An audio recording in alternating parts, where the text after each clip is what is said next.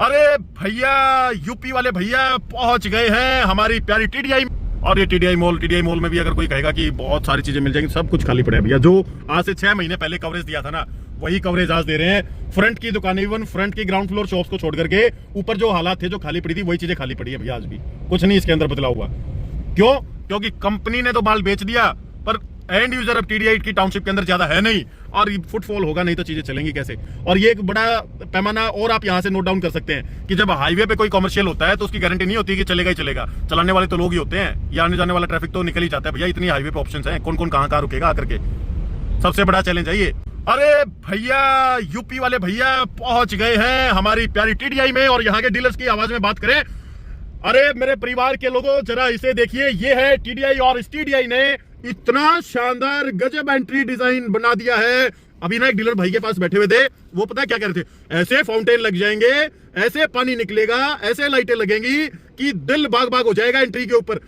एक 100% बात है कि देखो, किसी चीज की शोभा बढ़ती है एंट्री से बढ़ती है। अगर एंट्री अच्छी है तो दिल खुश हो जाता है। लेकिन टीडीआई मजबूर है। टीडीआई अंदर काम करवा करके करवाना चाहता है तब भी नहीं कर सकता है। सबसे बड़ा चैलेंज इसका यह है कि फाइनेंसर्स का कठपुतली है टीडीआई। कब्जा है फाइनेंसर और डीलर, दिल्ली के डीलर्स का यहां पे। कैसे? इस नेक्सस को जब तक तोड़ेगा नहीं टीडीआई, तब तक टीडीआई के अंदर एंड यूजर आएगा नहीं।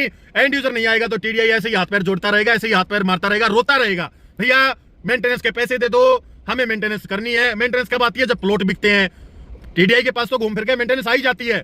कभी ना कभी तो प्लॉट की सेल होती ही होती है, और वो पूरा एक साथ फाइन लगा करके सारा खींच लेता है। लेकिन उसके बावजूद भी दो चीजें, एक तो टीडीआई खुद मेंटेन नहीं करता, ये इस तरीके के ड्रामेबाजी करके ना, इनके कहीं चले जाए, पानीपत चले जाए, फरीदाबाद चले जाए, यही हालात है।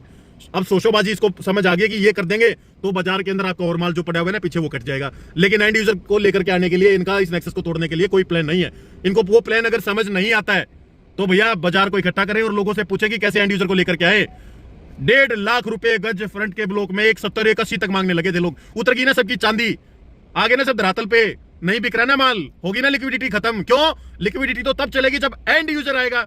फाइनेंसर को फाइनेंसर, फाइनेंसर को फाइनेंसर। और कैसे?